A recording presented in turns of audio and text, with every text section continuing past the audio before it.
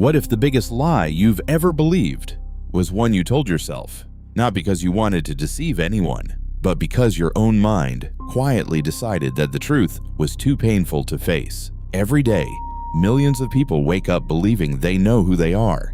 They believe they understand their choices, their fears, their failures, their dreams.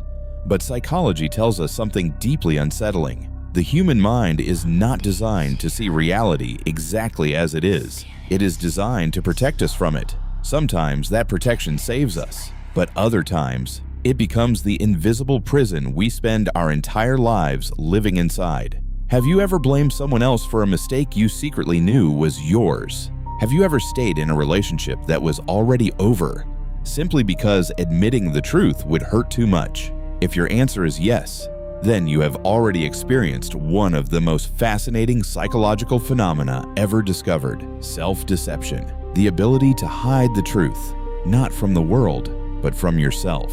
The frightening part is this: the smartest minds are not immune to it. Successful people, educated people, leaders, philosophers, even psychologists themselves can all become prisoners of stories their own minds create, because the human brain has one mission above almost everything else: not to make you right, not to make you wise, but to protect your sense of identity, even if that means hiding reality.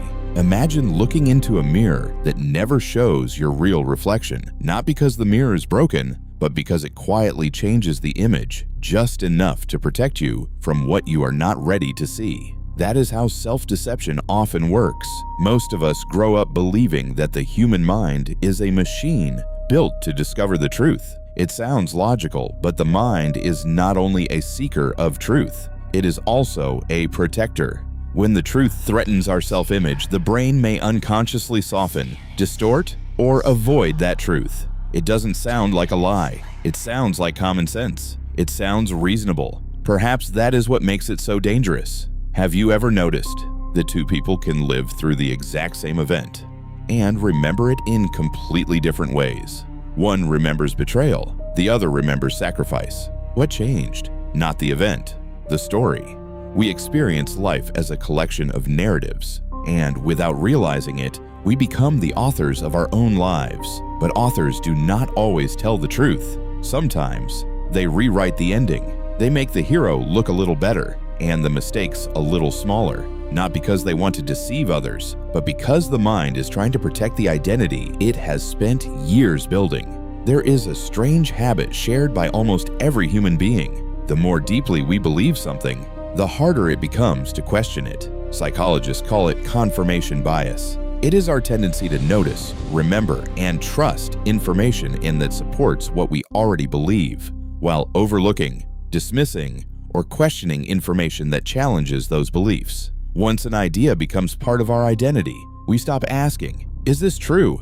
And we begin asking, "How can I prove that I'm right?" Every lie has a cost, even the ones we tell ourselves. The strange thing is, self-deception rarely demands payment immediately. At first, it feels like protection, but comfort has a hidden price. Think about the dreams people quietly abandon, the conversations they never have, the apologies they never make, not because they lacked talent, but because accepting the truth would have required changing the story they had believed for years. Awareness is often uncomfortable before it becomes liberating, but reality, even when difficult, gives us something illusion never can: a direction.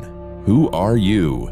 When every excuse is taken away, when every title disappears, when no one is watching, looking outward is comfortable. Looking inward can be frightening, because the deeper we go, the more likely we are to discover parts of ourselves we would rather avoid. But self-awareness does not begin with certainty. It begins with humility, with the willingness to admit, perhaps I don't know myself as well as I thought. If the human mind is so skilled at protecting us from uncomfortable truths, is it even possible to escape self-deception? The goal is not to become perfectly objective.